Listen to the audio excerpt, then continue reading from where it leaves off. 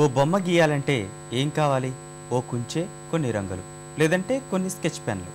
రంగులతో పని లేదనుకుంటే పెన్నో పెన్సిలో చేతిలో ఉంటే సరిపోతుంది. కానీ అసలు వీటితో పని లేకుండానే బొమ్మలు సృష్టిస్తూ ఆశ్చర్యపరుస్తున్నాడో ప్రభుత్వ ఉద్యోగి. అది ఎలాగంటారా? మీరే చూడండి.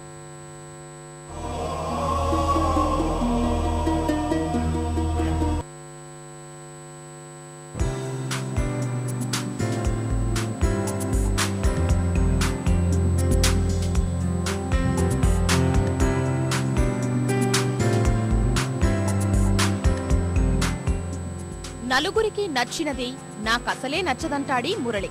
ఏ పని చేసినా మనదంటూ ఓ ప్రత్యేకత ఉండాలని కోరుకుంటాడు. ప్రస్తుతం కరీంనగర్ జిల్లా గోదావరి ఖనిలోని బాలికల వసతి గృహం బాధ్యుడిగా పనిచేస్తున్నాడు.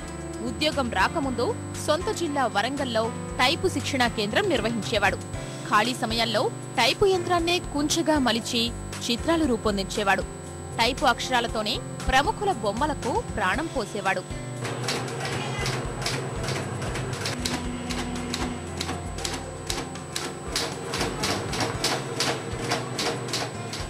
మురళి టైపు యంత్రంతో ఇప్పటి వరకు 165 చిత్రాలు రూపొందించాడు.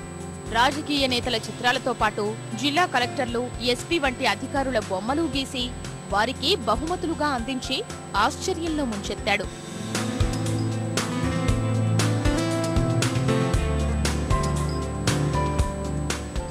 నుంచి దాదాపు 165 చిత్రాల వరకు వేయటం జరిగింది.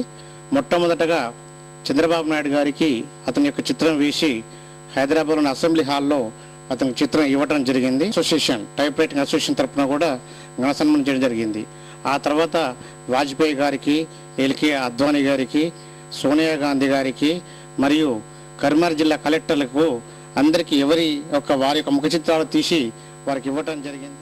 ప్రభుత్వ ఉద్యోగం చేస్తూనే మరోవైపు తన ప్రత్యేక కళా నైపుణ్యంతో అబ్బురపరుస్తూ అందరి మన్ననలు అందుకుంటున్నాడు మురళి.